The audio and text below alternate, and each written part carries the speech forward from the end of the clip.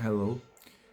In this video, I am going to continue speaking about the same book that I spoke in the last video, and I saw the correct naming, and it is Best Practice for Act Research Analyst.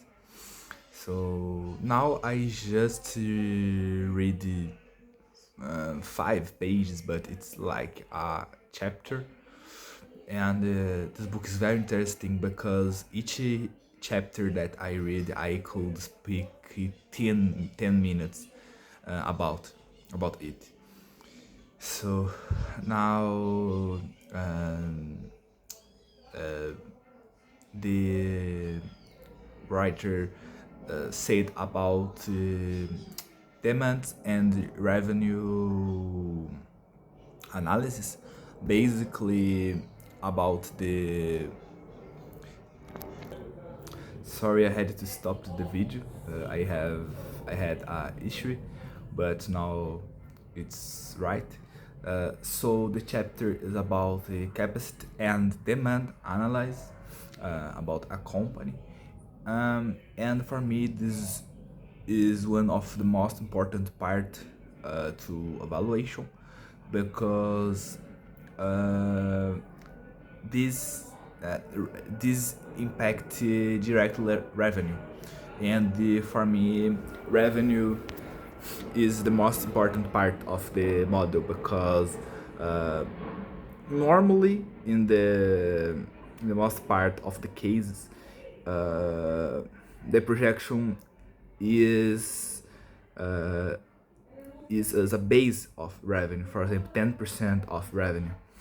And so if your revenue is wrong, almost all your model is wrong too. So for me it's much important, this part of the book.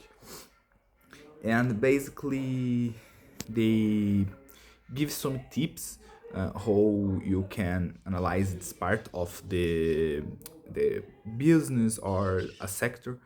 And by the way, the analyst recommended to do a top bottom analysis, where you start by the sector, and after that you project the company, for example. And for me it is very interesting when you are covering more than one company in the same sector. So for example, I am covering healthcare, I could project the sector demand, and after that I project the market share um, of each company. So it is easier, you know. But when you are doing one report about one specifically company, it's difficult to project the sector and after that project the company, you know. Um, Basically, that's it.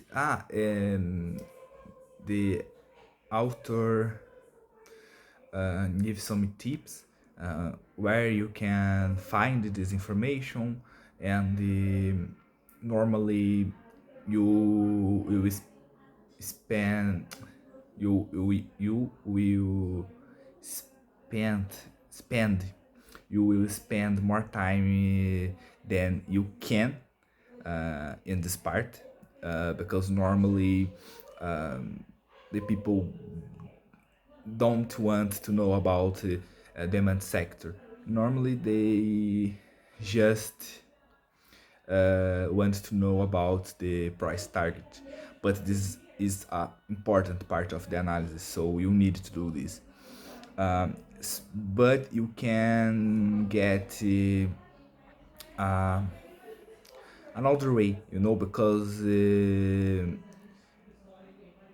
already has organizations that do this project projections, like I don't know the name, but a sector entity, you know.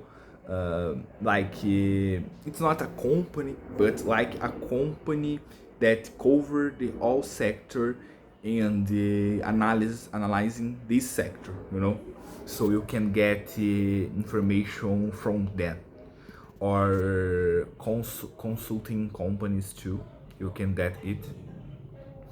uh, and the author said that you need to take one information or two information to follow, to move move on, move red, as your assumptions. For example, the author covered, what's the name? Let me see the name and I return. Okay, I saw it. And the railroad sector.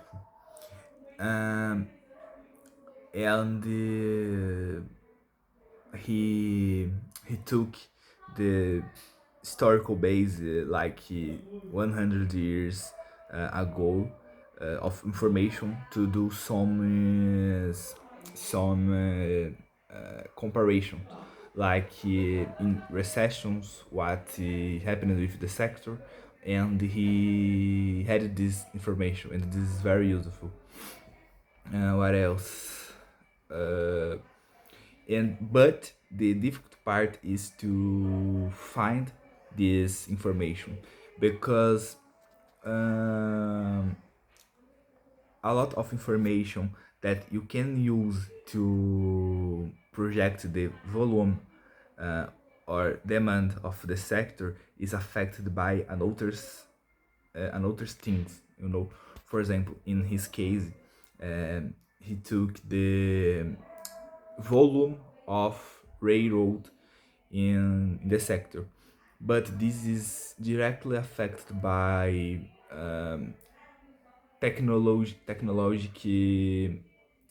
progress, you know, because if the trend is faster, uh,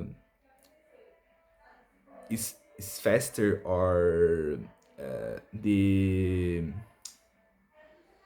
the size the size of the train increase, the volume of railroad, uh, the volume is decreasing, you know, because you need less train to do the same volume of items, you know.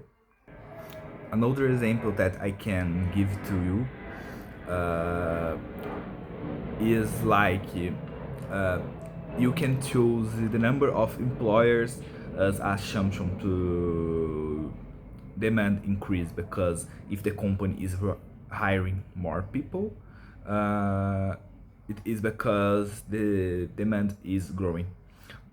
But uh, if the technology is advancing, probably the company needs less people to do the same job.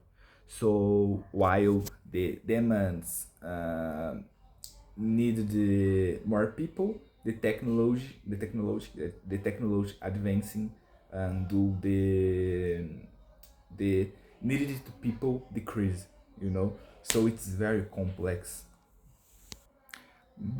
Basically, that's it. I can give a true example that I did in my Sabesp report, where I took the water demands in the last 5 years, by the Sabesp clients, customers, and I use this to to do a sector projection. But this assumption is affected by a lot of other factors, you know. So nothing is clear. You need to know how work with this information, and how this information is affected by another factors, but you can work with it.